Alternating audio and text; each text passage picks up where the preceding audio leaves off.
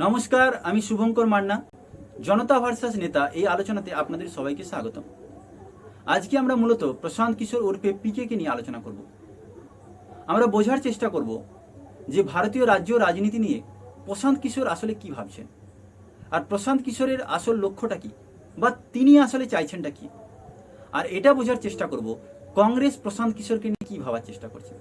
অপরদিকে এটাও যেটা কানাঘুষা করলে দেখা যায় যে ম্যাক্সিমাম বিজেপি যারা সমর্থক হয় তাদের, আমাদের রাজ্যে যারা বিজেপি সমর্থক, তাদের যুক্তি যে প্রশান্ত কিশোর আসলে 2024 সালে মমতা বন্দ্যোপাধ্যায়কে প্রধানমন্ত্রী হিসেবে প্রজেক্ট করতে চাইছেন। অর্থাৎ পিকে মমতা বন্দ্যোপাধ্যায়ের হয়ে কাজ করছেন এবং তাকে 2024 সালে যাতে পিএম হিসেবে প্রজেক্ট করা যায় তারই একটা যেন প্রস্তুতি নিচ্ছেন। অর্থাৎ Prashant Kishor as a businessman বা অ্যাজ এ কনসালটেন্ট হিসেবে তিনি কাজ করছেন, কারণ তৃণমূল কংগ্রেস একজন নাকি ভালো ক্লায়েন্ট প্রশান্ত কিশোরের কাছে। অপরদিকে যারা কংগ্রেস সমর্থক তাদের যুক্তি যে প্রশান্ত কিশোর অ্যাকচুয়ালি বিজেপির এজেন্ট, কারণ প্রশান্ত কিশোর বিজেপির এজেন্ট হিসেবে কাজ করছে। কারণ একে একে যেভাবে গোয়া, ত্রিপুরা এবং আসামে কংগ্রেসকে ভেঙে, বিশেষ করে গোয়াতে কংগ্রেসকে ভেঙে যেভাবে তৃণমূলের সমস্ত নেতাদের জয়েন করেছেন, সেখানে সবাই মনে করছে প্রশান্ত কিশোরের হাত ছিল এবং আসলে সেখানে কংগ্রেসের ক্ষতি হয়েছে এবং বিজেপিকে জিততে সহযোগিতা করেছে। যাই হোক, আমরা এগুলো বোঝার চেষ্টা করবো অ্যাকচুয়ালি প্রশান্ত কিশোর বিজেপির এজেন্ট কিনা, প্রধানমন্ত্রী হিসেবে মমতা বন্দ্যোপাধ্যায়কে তুলে ধরার চেষ্টা করছেন কিনা, আর সোনিয়া গান্ধী বা এই কংগ্রেস হাইকমান্ড প্রশান্ত কিশোরকে নিয়ে কী ভাবছে, আর এটা বোঝার চেষ্টা করবো প্রশান্ত কিশোর নিজে কি চাইছে। তো প্রথম কথা এই প্রসঙ্গে বলে রাখি, Prashant Kishor as a political consultant হিসেবে 2014 সালে তার কেরিয়ার শুরু করেছিল। আমি তার আগের পুরনো হিস্ট্রিতে যাচ্ছি না। যে 2014 সালে যখন ভারতের প্রধানমন্ত্রী হিসেবে নরেন্দ্র মোদী জিতে আসে, সেই নরেন্দ্র মোদী জেতার পিছনে যে পলিটিক্যাল অর্গানাইজেশন কাজ করেছিল কনসালটেন্ট, সেখানে নাকি এই প্রশান্ত কিশোরের একটা গুরুত্বপূর্ণ ভূমিকা ছিল। তারপরে আস্তে আস্তে প্রশান্ত কিশোর জনতা দল ইউনাইটেড বিহারে নীতিশ কুমারের হয়ে অ্যাজ এ কনসালটেন্ট হিসেবে কাজ করে এবং সেখানে সফলতা পায়। পরবর্তীকালে তিনি সেই পার্টির জনতা দল ইউনাইটেডের জেডিইউর ভাইস প্রেসিডেন্ট হন এবং পরে সেই নীতিশ কুমার তার পার্টি থেকে তাকে বের করে দেন। তারপরে পাঞ্জাবের অমরেন্দ্র সিং এর নেতৃত্বে কংগ্রেসের হয়ে কনসালটেন্টের কাজ করেন এবং সেখানে তাকে সফলতা এনে দেন। তারপরে টিআরএস তেলেঙ্গানা রাষ্ট্রীয় সমিতি তেলেঙ্গানা রাজ্যে, সেখানেও এই প্রশান্ত কিশোর কাজ করে এবং সফলতা এনে দেন। আর 2019 সালে প্রথম পশ্চিমবাংলায় প্রশান্ত কিশোর আসে।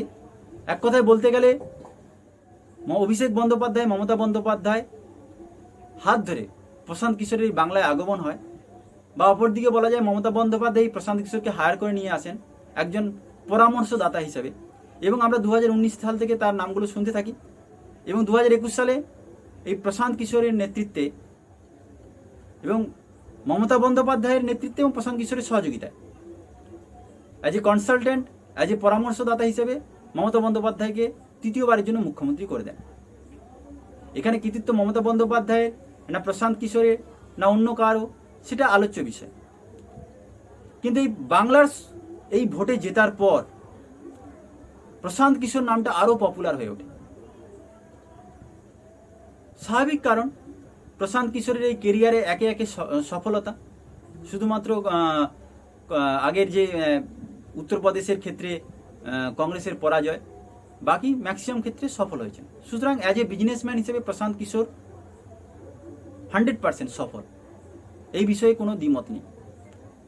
আর প্রশান্ত কিশোর যেভাবে নিজেকে অ্যাজ এ পলিটিক্যাল কনসালটেন্ট থেকে আস্তে আস্তে করে নিজেকে পলিটিক্সের জায়গায় নিজেকে খবরের চর্চায় আনছেন, তা সত্যি তার প্রশংসা না করে পারা যাচ্ছে। কিন্তু প্রশান্ত কিশোর অ্যাকচুয়ালি কি কাজ করে, কিভাবে কাজ করে? প্রশান্ত কিশোর নিজেই বলেন যে অ্যাজ এ পলিটিক্যাল কনসালটেন্ট, একজন রাজনৈতিক পরামর্শদাতা হিসেবে তিনি নিজেকে একজন পলিটিক্যাল অ্যানালিস্ট, পলিটিক্যাল স্ট্র্যাটেজিস্ট, তিনি একজন ক্যাম্পেইন লিড হিসেবে মনে করেন। অর্থাৎ আপনি যদি ভাবেন যে আপনার বাড়িতে কোনো একটা বিবাহ অনুষ্ঠান সম্পন্ন করতে হবে, আর সেই বিবাহ অনুষ্ঠানটা সম্পন্ন করার জন্য কতজন অতিথি আসবেন তার একটা আপনি লিস্ট বানান, এবং সেই অনুযায়ী আপনি একটা ক্যাটারিং কোম্পানিকে হায়ার করেন। সেই ক্যাটারিং কোম্পানি আপনার কতজন অতিথি আসবে সেই অনুযায়ী তাদের খাওয়ার পরিবেশন করা, লাইট ম্যানেজমেন্ট করা, স্টেজ ম্যানেজমেন্ট করা, যাতে সুষ্ঠুভাবে আপনার বাড়ির ওই বিয়ের অনুষ্ঠানটা সম্পন্ন হয়। ঠিক একইভাবে পলিটিক্যাল কনসালটেন্টগুলো একইভাবে কাজ করে। আপনি যদি তৃণমূল পার্টি হয়, সেখানে একটা পলিটিক্যাল পার্টি অর্গানাইজেশন তার জেতার জন্য কোনো একটা পলিটিক্যাল কনসালটেন্টকে হায়ার করলো, এবং যে ক্ষেত্রে প্রশান্ত কিশোরের পিকের এই কোম্পানিকে হায়ার করে, এবং সেই কোম্পানির যা দায়িত্ব ছিল প্রশান্ত কিশোরের আন্ডারে, যে কি করে সেই পার্টিটাকে, অর্থাৎ এখানে তৃণমূল পার্টিটাকে জেতাতে হবে, তার জন্য পুঙ্খানুপুঙ্খভাবে স্ট্র্যাটেজি তৈরি করা, তার জন্য কোন কোন লিডার প্রার্থী হবে থেকে শুরু করে কোন কোন লিড, কিভাবে তার স্ট্র্যাটেজি বানাতে হবে, কিভাবে বিরোধী পার্টিকে কোন কোন জিনিসগুলো তুলে ধরতে হবে, বিরোধী পার্টিকে কীভাবে আক্রমণ করতে হবে, আর জনগণের জন্য কি কি যে প্রকল্পগুলোকে তুলে ধরতে হবে, সব কিছু অ্যাকচুয়ালি বলা যায় এই পলিটিক্যাল কনসালটেন্টগুলো কাজ করে থাকে। যে কিভাবে তারা ক্যাম্পেইন করবে, ক্যাম্পেইনগুলো কীভাবে ম্যানেজমেন্ট করবে, কোথায় র্যালি হবে, কিভাবে র্যালি হবে, কোথায় স্টেজ শো হবে, কিভাবে হবে, সেগুলো সব কিছুই এই পলিটিক্যাল কনসালটেন্সির কাজগুলো হয়ে থাকে। তো যাই হোক, তো এইভাবে অ্যাড তৈরি করা, পপুলারিটি বানানো, সেই পার্টিকে সমর্থন করা, কিভাবে সেই পার্টি ভোটে জেতা, স্ট্র্যাটেজি বানানো। কিন্তু আসলে যেটা বলা হয়, Prashant Kishor as a political strategist হিসেবে 100% সফল হলেও কিন্তু তিনি ত্রিপুরা, আসাম এবং গোয়াতে পরাজিত হয়েছেন এই তৃণমূলকে জেতানোর জন্য অনেক চেষ্টা করার পরেও। কিন্তু প্রশান্ত কিশোর সম্পর্কে এইটুকু বলা যায়, তিনি হচ্ছে ছলে বলে কৌশলে জেতানোর মাস্টার মাইন্ড। অর্থাৎ কী করে কোনো একটা পলিটিক্যাল পার্টিকে জেতানো হবে, তার জন্য ছল বল কলা কৌশল তৈরি করে রাখেন।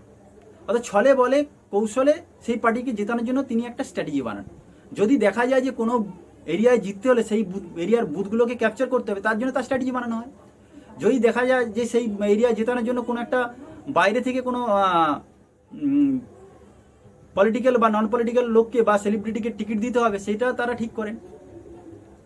তো এইভাবে পলিটিক্যাল পার্টির অর্গানাইজেশনগুলো কনসালটেন্টগুলো কাজ করে থাকে। এটা আমাদের আলোচ্য বিষয় ছিল না। আমাদের আলোচ্য বিষয় যে প্রশান্ত কিশোর তাহলে বর্তমানে চাইছে এটা কি। এই কনসালটেন্সিতে তিনি মাস্টার মাইন্ড, এতদিন ধরে কাজ করেছেন, কিন্তু তিনি গত 1 বছর আগে ঘোষণা করেছিলেন যে তিনি এই কনসালটেন্সি ছাড়ছেন এবং তিনি সক্রিয় রাজনীতিতে আসতে চান। কিন্তু সক্রিয় রাজনীতিতে আসার জন্য কোনো না কোনো একটা হয় পলিটিক্যাল পার্টি ফর্ম করতে হবে, নাহলে কোনো পলিটিক্যাল পার্টির অংশ হতে হবে। তো সেক্ষেত্রে তিনি নাকি কংগ্রেস হাইকমান্ড, সোনিয়া গান্ধী, রাহুল গান্ধী আর হচ্ছে প্রিয়াঙ্কা গান্ধী, তাদের ইনভাইটে তিনি তাদের সঙ্গে দেখা করেছিলেন, বা তাকে ইনভাইট করা ছিল, বা সে নিজে ইনভাইট হয়ে গিয়েছিল। যাই হোক, দেখা করতে হয় তিনি চেয়েছিলেন, নাহলে তাকে দেখা করার জন্য ডাকা হয়েছিল, সেটা ইম্পর্টেন্ট নয়। কথা হচ্ছে তিনি এই কংগ্রেস হাইকমান্ডের সঙ্গে মিটিং করেন এবং সেখানে কংগ্রেসের যে বর্তমান পরিস্থিতি সেটা নিয়ে আলোচনা করেন। আমি প্রথম আপনাদের শোনাবো যে তিনি অ্যাকচুয়ালি কি বলেছেন তিনি নিজে মিডিয়ার সামনে, তারপর তিনি কি চাইছেন সেটা নিয়ে দৃষ্টিপাত করব। প্রথমে শুনুন তিনি কি বলেছেন। एक तो कि जो कांग्रेस की अभी की स्थिति है उस पर जो एक असेसमेंट किया गया और उस असेसमेंट के आधार पर आगे के रास्ते क्या हो सकते हैं उस पर एक गहन चर्चा हुई। पहली बार 2014 के बाद जहाँ तक मुझे लगता है कि स्ट्रक्चर्ड तरीके से कांग्रेस की टॉप लीडरशिप्स बैठ के उन्होंने इस चीज़ को देखा, समझा, अपनी बातें उसमें शेयर करी। मैंने भी कुछ প্রশান্ত কিশোর খুদ বলছেন 2014 সালের পর যে বিশেষ করে যে অর্গানাইজেশনটা কংগ্রেস পার্টির, সেটা অনেকটা দুর্বল হয়ে পড়ছে। আর সেই দুর্বল অর্গানাইজেশনটাকে শক্তিশালী করার জন্য প্রশান্ত কিশোর এই মিটিংটায় অংশগ্রহণ করেন এবং তিনি সেখানে কিছু উপলব্ধি তুলে ধরেন, তার পরামর্শ তুলে ধরেন। সেটা একটা প্রজেক্টের মাধ্যমে এক কথায় বলতে পারেন এই কংগ্রেস হাইকমান্ডের কাছে সাবমিট করেন তার প্রজেক্টটা। সেখানে চর্চা হয় যে কীভাবে কংগ্রেসের দুর্বলতা রয়েছে, কীভাবে সাংগঠনিকভাবে কংগ্রেসকে শক্তিশালী করা যাবে। এবং সেখানে দেখা যায় তিনি এটাও বলছেন যে 2014 সালের পর এই প্রথমবার টপ কংগ্রেস লিডাররা একসাথে বসে সেই মিটিংটা হয়। অর্থাৎ আমাদের প্রশ্ন, যেখানে গোয়াতে কংগ্রেসকে আস্তে আস্তে দুর্বল করে সেই নেতাগুলোকে টিএমসিতে জয়েন করানো হয়েছিল, তখন প্রশান্ত কিশোরের মনে হলো না যে কংগ্রেস দুর্বল হচ্ছিল। যখন 2014 সালের পর থেকে একটা রাজ্যে ইলেকশনে কংগ্রেস পার্টি হারতে থাকছে, দুর্বল হতে যাচ্ছে, তখন মনে হলো না যখন প্রশান্ত কিশোরের কেরিয়ার শুরু হচ্ছে 2014 সালে, হঠাৎ 2022 সালে এমন কি ঘটে গেল যে প্রশান্ত কিশোর চাইছে কংগ্রেসকে শক্তিশালী করতে, যেখানে বিজেপি কিন্তু নাড়া দিচ্ছে কংগ্রেস মুক্ত ভারত চাই, সেখানে প্রশান্ত কিশোর কেন কংগ্রেসকে শক্তিশালী করতে এতটা উৎসাহী, যে উৎসাহ এতদিন আগে কিন্তু তার মধ্যে ছিল না। আসলে কি কংগ্রেসকে সত্যি শক্তিশালী করাই তার লক্ষ্য? আরো কি বলেছেন শুনুন। उसका दूसरा पहलू ये है कि मुझे कांग्रेस में शामिल होकर उस कार्यक्रम को करने या उस ब्लूप्रिंट को एग्जीक्यूट करने में मेरा कोई कंट्रीब्यूशन या मेरी कोई भागीदारी होगी या नहीं होगी, उसको लेकर कांग्रेस ने ज़रूर इनवाइट किया कि मैं कांग्रेस पार्टी ज्वाइन करूं, और उन्होंने उसकी एक परिकल्पना करी है ईएजी की, एम्पावर्ड एक्शन ग्रुप की, जिसके मेंबर के तौर पे आप তাহলে প্রথমত আমরা এটা থেকে প্রশান্ত কিশোরের এই যে কথাগুলো থেকে এইটুকু বুঝতে পারি যে প্রশান্ত কিশোরকে অ্যাকচুয়ালি যে আমন্ত্রণ করা হোক বা আমন্ত্রিত হোক, সেখানে কংগ্রেস তাকে কংগ্রেস পার্টিতে অংশগ্রহণ করার জন্য বলে।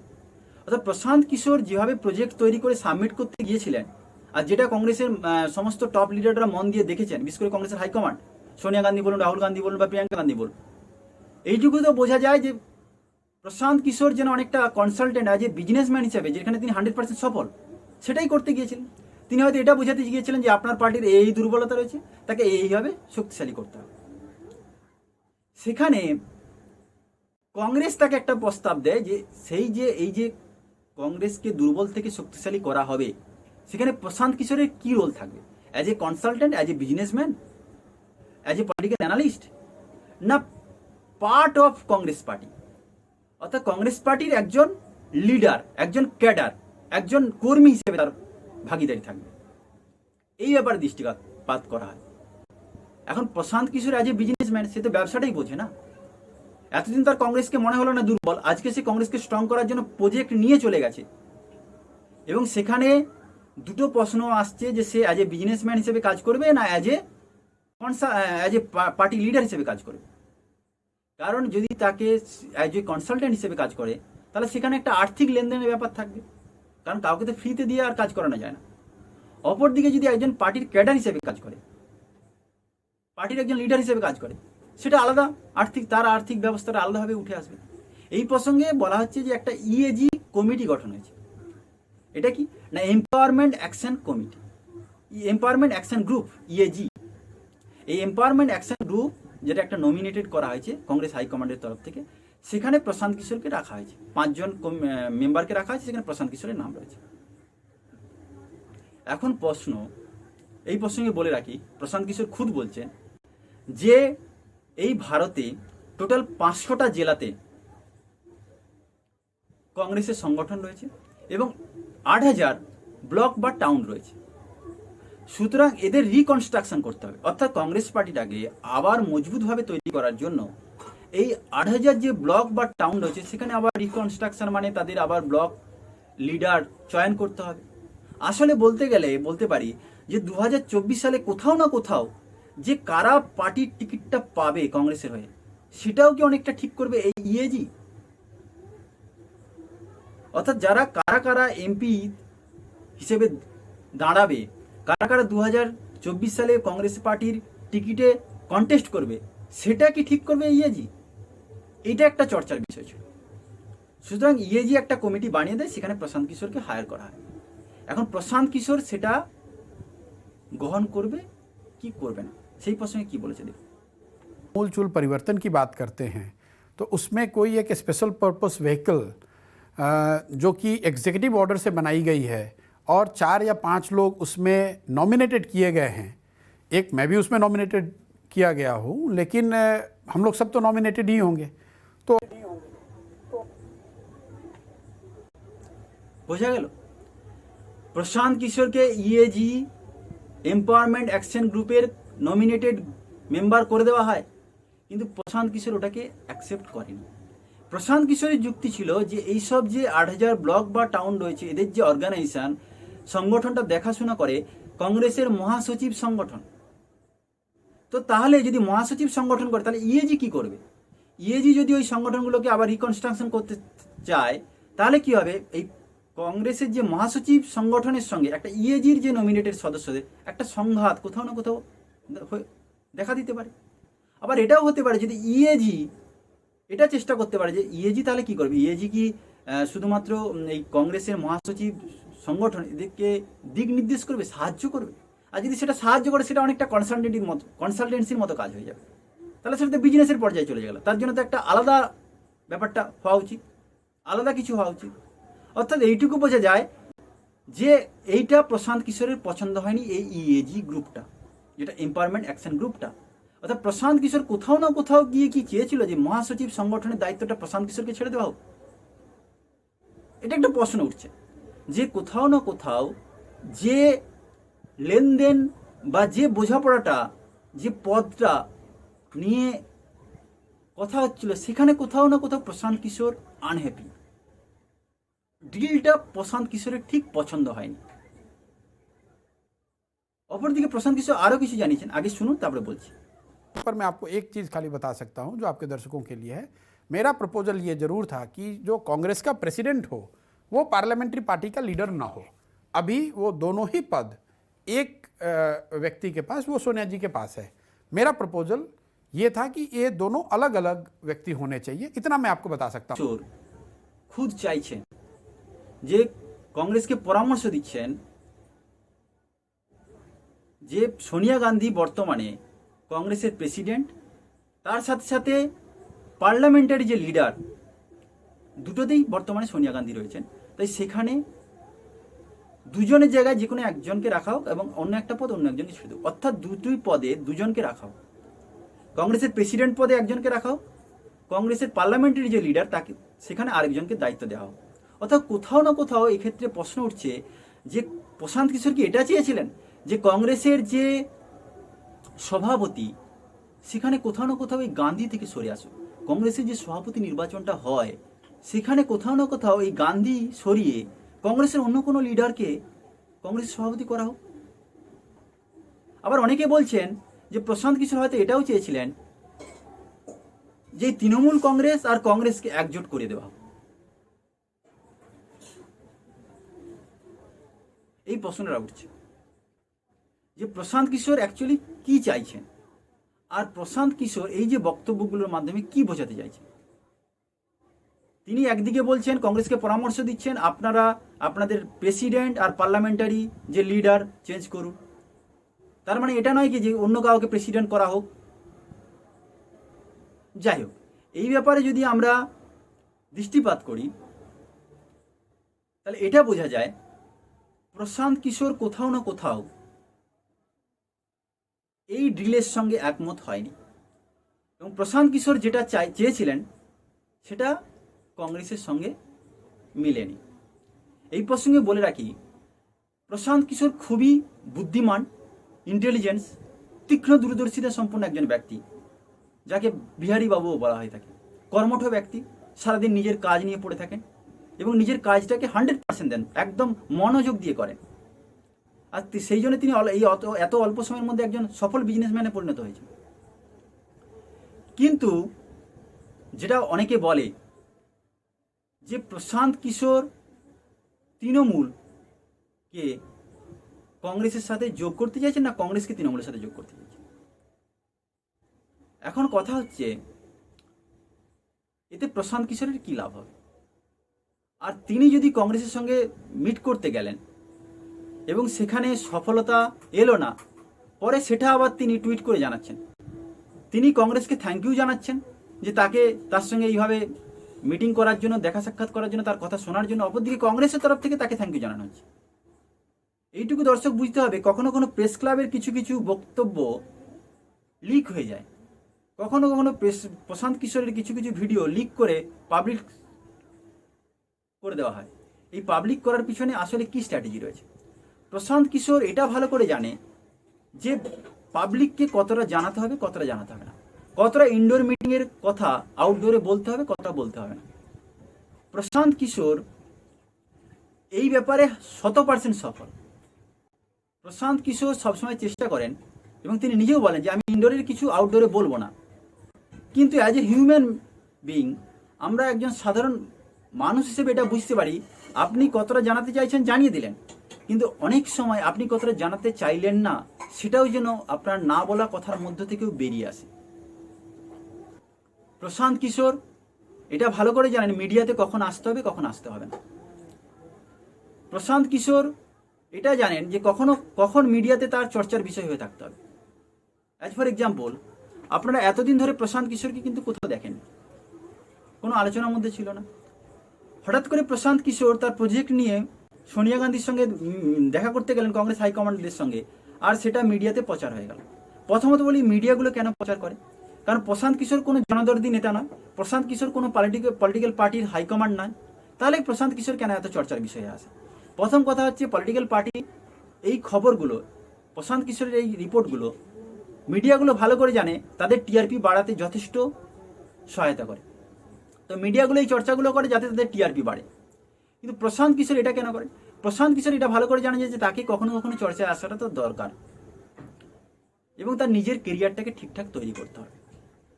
তার জন্য তিনি দেখবেন তিনি এটাও সেটিং থাকে যে মিডিয়াতে অনেকটা যেন মিডিয়ার সঙ্গে কখনো কখনো সেটিং থাকে যে কখন মিডিয়াতে এসে তার ইন্টারভিউ দেওয়া দরকার। আর তিনি যখন ইন্টারভিউগুলো দেন তখন দেখবেন তিনি কিছুটা বলেন কিছুটা বলেন না। তিনি বলেন যে ইনডোরের কিছু কিছু ঘটনা আউটডোরে বলা যায় না, কিন্তু বলেন কতটা বলতে হবে তার মাত্রা একটা তিনি তৈরি করে রাখেন। অর্থাৎ তিনি নিজেকে জানেন যে কতটা উপস্থাপিত করার দরকার, এই বিষয়ে তিনি সফল। কিন্তু সাধারণত অনেক সময় মানুষরা বুঝতে পারে তিনি যেটা বলতে চাইছেন না সেটা কোথাও না কোথাও বলা হয়ে যাচ্ছে। আর সেটা হচ্ছে এটাই, তিনি আসলে চাইছেনটা কি। তাকে এই প্রশ্নও করা হয় যে থার্ড বা ফোর্থ ফ্রন্ট কি এই মুহূর্তে ইন্ডিয়াতে সম্ভব? তিনি তার জবাবে কি বলেছেন আগে শুনুন, তারপরে আলোচনায় আসছে। ये मानता ही नहीं हूं कि कोई थर्ड फ्रंट या फोर्थ फ्रंट इस देश में चुनाव जीत सकता है। जो भी फ्रंट है उसको तो सेकंड फ्रंट बनना पड़ेगा ना। एक नंबर पे समझिए बीजेपी और एनडीए है। तो मैं इतना बेवकूफ़ तो हूं नहीं कि मैं कहूंगा कि third front will defeat the first Congress का তাহলে উনি বলছেন যে third front will defeat the first front. তো সেক্ষেত্রে উনি এটা মানছেন যে কোনো থার্ড ফ্রন্ট বা ফোর্থ ফ্রন্ট এই মুহূর্তে কন্টেস্ট করতে পারবে না। অর্থাৎ যেটা ভাবা হচ্ছিল যে মমতা বন্দ্যোপাধ্যায়কে তিনি আজ পিএম হিসেবে প্রজেক্ট করতে চাইছেন, তিনি কিন্তু এক কথা এই কথার মাধ্যমে বোঝাতে চাইছেন যে না, মমতা বন্দ্যোপাধ্যায় পিএম হিসেবে কন্টেস্ট করতে পারবে না। কারণ উনি ভালো করেই জানেন যে 42টা সিট নিয়ে ভারতবর্ষের প্রধানমন্ত্রী হওয়া যায় না। কিন্তু এটাও ঠিক, রাজনীতিতে কখনো কখনো অসম্ভব বলে কিছু হয় না, মানে নাথিং ইজ ইম্পসিবল। কি হবে? ধরুন আমি যদি মহারাষ্ট্রের কথা চিন্তা করি, মহারাষ্ট্রে সব থেকে বেশি সিট নিয়ে জিতেছিল কে? বিজেপি। এবং তারপরে জিতেছিল কংগ্রেস, এবং সব থেকে কম সিট নিয়ে জিতেছিল শিবসেনা। এই তিনটে পার্টির মধ্যে কিন্তু সেখানে সরকার করলো কি শিবসেনা, তাকে সমর্থন করলো কি কংগ্রেস। যাই হোক, এখন প্রশ্ন হচ্ছে তিনি মমতা বন্দ্যোপাধ্যায়কে প্রধানমন্ত্রী হিসেবে যদি প্রজেক্ট করতে না চান তাহলে তিনি চাইছেনটা কি? তাহলে কি তিনি আবার কংগ্রেসকে সত্যি সত্যি শক্তিশালী করে কংগ্রেসকে কন্টেস্ট করে কংগ্রেসকে জেতাতে চাইছেন? তাহলে তার কেরিয়ার কি? প্রশান্ত কিশোর এটা ভালো করেই জানে।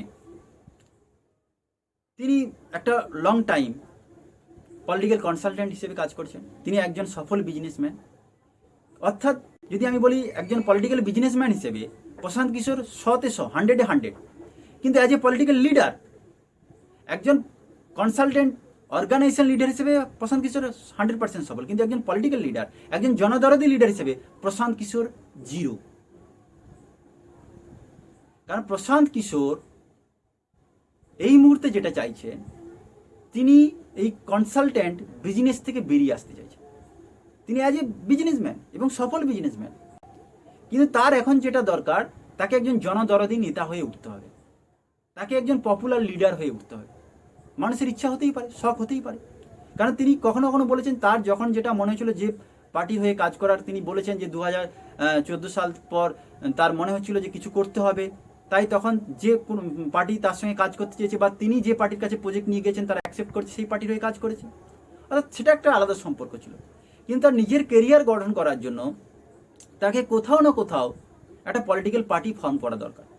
তার কাছে option as a political leader, একজন জনদরদি নেতা হয়ে উঠতে হলে তার কাছে 2-3টা অপশানে বেশি হবে না। এক হচ্ছে কি হতে পারে, তাকে একটা পলিটিক্যাল নিউ পার্টি ফর্ম করতে হবে, একটা all India political party reform করতে হবে।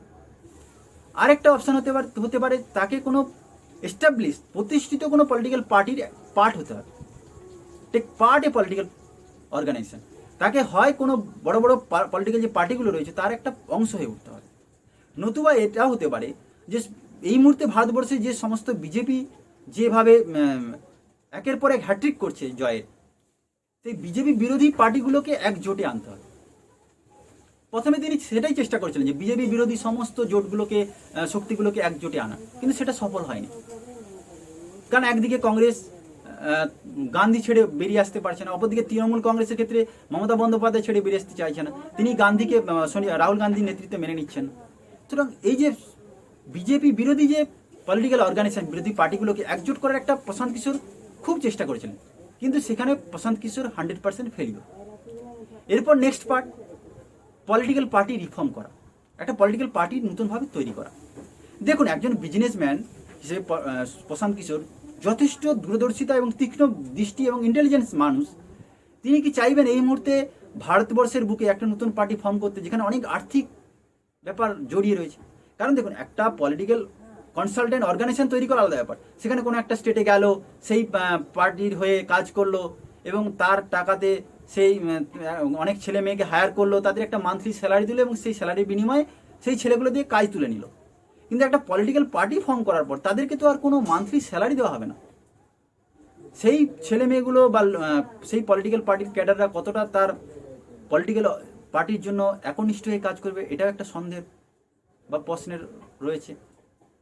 অপরদিকে একটা পার্টি পলিটিক্যাল পার্টি একটা দীর্ঘ একটা আর্থিক ইনভেস্ট করে সেটাকে তৈরি করা হলো, সেই পলিটিক্যাল পার্টিটা কতটা সফল হবে, কতটা সেটা ব্যাক দেবে, রিফান্ড দেবে, সেটাও একটা প্রশ্ন। অনেক টাকা ইনভেস্ট করে দিলাম, দেখা গেল রিফান্ড কিছু পেলাম না। সুতরাং এটা প্রশান্ত কিশোর কখনোই করবে না, কারণ একজন সফল বিজনেসম্যান এটা বোঝে যে কোন ক্ষেত্রে কোথায় টাকা ইউজ করতে হবে আর অর্থটা কোথায় লাগাতে হবে।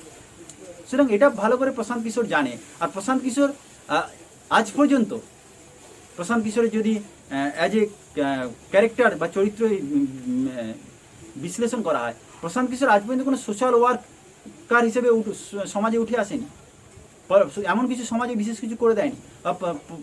প্রশান্ত কিশোরের যে অর্গানাইজেশন বা প্রশান্ত কিশোর খুদ জনদরদি এমন কিছু প্রতিশ্রুতি দেয়নি বা জনদরদি কাজে নিজেকে ঝাঁপিয়ে পড়েনি, না আমফান না বিশেষ কিছু সমাজের যখন ঝড় আমফান বা বন্যা হয় সেখানে প্রশান্ত কিশোর ঝাঁপিয়ে পড়েছে, সমস্ত মানুষকে সহযোগিতা করেছে, একজন জনদরদি নেতা হয়ে উঠছে, এরকম কোনো ব্যাকগ্রাউন্ড নেই। আবার প্রশান্ত কিশোর কোনো পলিটিক্যাল বড় ব্যাকগ্রাউন্ড থেকে উঠে আসেনি যে তার বাবা মা অনেক বড় বড় লিডার ছিল কোনো পার্টির, এমনটাও নয়।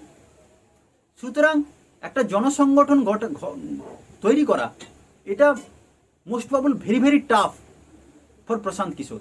প্রশান্ত কিশোরের জন্য এটা সত্যিই খুব কঠিন কাজ, কারণ এসিতে বসে পলিটিক্যাল স্ট্র্যাটেজি তৈরি করা, অ্যানালিস্ট হিসেবে কাজ করা, জেড প্লাস সিকিউরিটি নিয়ে ঘোরা এটা খুব সহজ। পলিটিক্যাল স্ট্র্যাটেজি বানানো অনেক সহজ, কিন্তু একজন পলিটিক্যাল লিডার হওয়া, একজন পলিটিক্যাল পার্টি ফর্ম করা, এটা প্রশান্ত কিশোরের জন্য ভেরি ভেরি টাফ। আর আমার যতদূর অভিজ্ঞতা, প্রশান্ত কিশোর এই কাঁচা কাজটা করবে না। অর্থাৎ প্রশান্ত কিশোরেরকে একজন জনদরদি নেতা হয়ে উঠতে হলে তার যেটা দরকার একটা নতুন পার্টি ফর্ম করা, সেই ব্যাপারে Prashant Kishor as a zero. বর্তমান পরিস্থিতিতে প্রশান্ত কিশোর জিরো। অর্থাৎ প্রশান্ত কিশোরের পক্ষে একটা নতুন পার্টি ফর্ম করা ইম্পসিবল, 100% ইম্পসিবল। তাহলে বাকি থাকলো একটা অপশান, বড় বড় পলিটিক্যাল পার্টিগুলোর একটা অংশ হয়ে ওঠা। সেটাই প্রশান্ত কিশোর করছে। প্রশান্ত কিশোর এটাও ভালো করে জানেন বা এটা প্রশান্ত কিশোর ভালো করে বুঝতে পারেন যে কোনো একটা পার্টি ফর্ম করে সেখানে সফলতা আসা এতটা সহজ নয়। তাই প্রশান্ত কিশোর এই ভুল কাজটা করবে না। অপরদিকে প্রশান্ত কিশোর এটাও জানেন যে কোনো পলিটিক্যাল পার্টি অংশ হয়ে উঠলে তার যেটা তিনি চাইছেন একটা সর্বভারতীয় নেতা হয়ে উঠতে, সেটা অনেকটা সহজ। কিন্তু এটাও প্রশান্ত কিশোরের মাথায় হয়তো রয়েছে যে যদি তিনি তৃণমূল কংগ্রেসে জয়েন করেন, তাকে থার্ড ম্যান হিসেবে কাজ করতে হবে। কারণ প্রশান্ত কিশোরের উপরে এখানে মমতা বন্দ্যোপাধ্যায় রয়েছে, টিএমসি পার্টির সর্বোচ্চ নেত্রী, তারপর রয়েছে অভিষেক বন্দ্যোপাধ্যায়। অর্থাৎ প্রশান্ত কিশোর এটা ভালো করে বুঝতে পারছেন যে যদি তৃণমূল পার্টির একটা অংশ হয়েও প্রশান্ত কিশোর হয়ে উঠতে পারে, তাহলে তাকে থার্ড ম্যান হিসেবে কাজ করতে হবে। অপরদিকে প্রশান্ত কিশোর যদি কংগ্রেস পার্টিতে অংশগ্রহণ করে, তাহলে তাকে ফোর্থ ম্যান হিসেবে কাজ করতে হবে। কারণ কংগ্রেস পার্টিতে সোনিয়া গান্ধী, রাহুল গান্ধী, প্রিয়াঙ্কা গান্ধীর পরে তাকে কাজ করতে হবে। এটা মনে হয় কোথাও না কোথাও প্রশান্ত কিশোর এইটাতে খুশি নয়, বা এইটাতে নিজেকে মানিয়ে নিতে চাইছেন। প্রশান্ত কিশোর নিজেকে আরেকটু ইমপ্রুভ জায়গা নিজেকে দেখতে চাইছে। প্রশান্ত কিশোর এটা তো বুঝতে পারছেন যে 2024 সালে যেই প্রধানমন্ত্রী হোক, এই মুহূর্তে যে ঝড় চলছে সেখানে বিজেপিকে আটকানো সম্ভব নয়। যদি নরেন্দ্র মোদী পুনরায় প্রধানমন্ত্রী হয়ে ফিরে আসে, প্রশ্নই উঠলো না, কোনো সমস্যা নেই। সেখানে আলটিমেটলি প্রশান্ত কিশোরের কোনো লাভ লোকসানে প্রশ্ন উঠলো না। যদি মমতা বন্দ্যোপাধ্যায় প্রধানমন্ত্রী হয়ে প্রজেক্ট হয় এবং যদি সফল হয়, সেখানে হয়তো মমতা বন্দ্যোপাধ্যায়ের লাভ হবে, কিন্তু প্রশান্ত কিশোর আজকে কী পাবে? তার পলিটিক্যাল কেরিয়ার কোথা থেকে তৈরি হবে? অর্থাৎ প্রশান্ত কিশোর এটা ভালো করে বুঝেন যে তিনি আজ বিজনেসম্যান হিসেবে তো সফল, যদি এটা ঢিলও হয়ে থাকে। কিন্তু সেখানে যেটা বিজেপির সমর্থকরা বলে থাকে যে মমতা বন্দ্যোপাধ্যায়কে পিএম হিসেবে প্রজেক্ট করতে চাইছেন প্রশান্ত কিশোর, এটা অনেকাংশে হয়তো সফল। যেখানে গোয়া, ত্রিপুরা, আসামে কংগ্রেসকে শেষ করেছে, অনেকটা ক্ষতি করেছে, সেই ভোটটা কেটেছে তৃণমূল এবং বিজেপিকে লাভ হয়েছে, অর্থাৎ কংগ্রেসের ক্ষতি হয়েছে। তাহলে আমরা যদি ধরে নেই যে প্রশান্ত কিশোর এইখানে যেহেতু এখনও অ্যাজ এ গুড ক্লায়েন্ট, ভালো ক্লায়েন্ট হিসেবে রয়েছে মমতা বন্দ্যোপাধ্যায় প্রশান্ত কিশোরের কাছে, তাহলে প্রশান্ত কিশোর চাইলে মমতা বন্দ্যোপাধ্যায়কে পিএম হিসেবে প্রজেক্ট করতে চাইছেন এবং সেটাই চাইছেন, যাতে কংগ্রেস তৃণমূলের সঙ্গে এসে জয়েন হয়ে যায় আর Mamata Bandyopadhyay as a PM মুখ হিসেবে লড়াই করুক। এটা তিনি অনেকটা চেষ্টাও করছিলেন, কিন্তু প্রশান্ত কিশোর এটাও জানেন যে এটা তিনি অসফল হয়েছেন, এবং এটাও হয়তো প্রশান্ত কিশোর কোথাও জানেন যে মমতা বন্দ্যোপাধ্যায় যদি পিএম হয়ে যায়, আলটিমেটলি প্রশান্ত কিশোরের কেরিয়ারে কিছু ইম্প্রুভ হবে না। অপরদিকে যদি কংগ্রেসকে যদি তিনি আরও স্ট্রং করে তোলেন, সেখানে ধরুন কংগ্রেস জিতে গেল এবং প্রচুর পরিমাণে সিট পেল, সেখানে প্রাইম মিনিস্টার হিসেবে রাহুল গান্ধীর নাম উঠে এলো, তাহলে প্রশান্ত কিশোরের আলটিমেটলি পলিটিক্যাল কেরিয়ার কীভাবে গঠিত হচ্ছে? সেক্ষেত্রে প্রশান্ত কিশোরের পলিটিক্যাল কেরিয়ার তৈরি হচ্ছে না।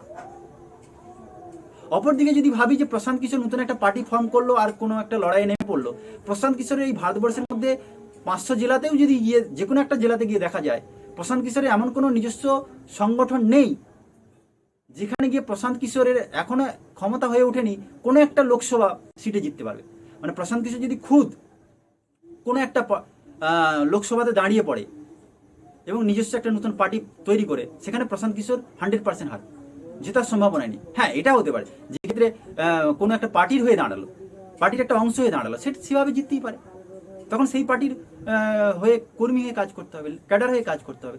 যেমন অ্যাজ ফর এক্সাম্পল ধরুন শত্রুঘ্ন সিনহা আমাদের এখানে এসে আসানসোল থেকে দাঁড়িয়ে জিতে চলে গেল, কিন্তু তিনি তৃণমূল পার্টির একটা অংশ হয়ে দাঁড়ালো। সেক্ষেত্রে কিন্তু প্রশান্ত কিশোর কংগ্রেসের একটা অংশ হতে পারে, কিন্তু লিড হতে পারে না, কারণ তাকে সেই ফোর্থ ম্যান হিসেবে কংগ্রেসে কাজ করতে হবে, যেটা মনে হয় প্রশান্ত কিশোরের পছন্দ হচ্ছে না। প্রশান্ত কিশোর চাইছে একটা সর্বভারতীয়, একটা জনদরদি নেতা হিসেবে নিজেকে প্রতিষ্ঠিত করার, কিন্তু সেই জনদরদিমূলক কোনো কাজ তার মধ্যে এখনো সমাজ দেখেনি। প্রশান্ত কিশোর যেভাবে নিজেকে বিভিন্ন পার্টির দরজায় দরজায় নিয়ে গেছে বর্তমানে, শুধুমাত্র নিজেকে একজন জনদরদি নেতা হিসেবে তৈরি করার জন্য, এবং তিনি সেটা স্বীকারও করছেন। আমার মনে হয় যে তার থেকে অনেক জনকল্যাণমূলক, জনদরদি বা জনগণের কাছে গেলে হয়তো আরও বেশি পপুলার লিডার হতে পারতেন। অবশ্য তিনি এই প্রসঙ্গে বলেছেন যে তার ব্যাকগ্রাউন্ড যেহেতু কোনো পলিটিক্যাল পার্টির থেকে উঠে আসেনি, তার বাবা মা যেহেতু কোনো বড় বড় পলিটিক্যাল পার্টির লিডার ছিল না, স্বাভাবিক কারণে তার ক্ষেত্রে হয়তো অনেকটাই কষ্টসাধ্য হবে যে পলিটিক্যাল একটা লিডার হিসেবে উঠে আসা। কি বলেছেন আগে শুনুন। जो काम करता था, जो मैंने 1 साल पहले काम करना बंद कर दिया, उस काम के तहत जिन पार्टियों के साथ भी मुझे मौका मिला या जो लोग मेरे साथ काम करना चाहते थे या जिनके साथ काम करना मुझे सही लगा उस समय में, उनके साथ मैंने काम किया।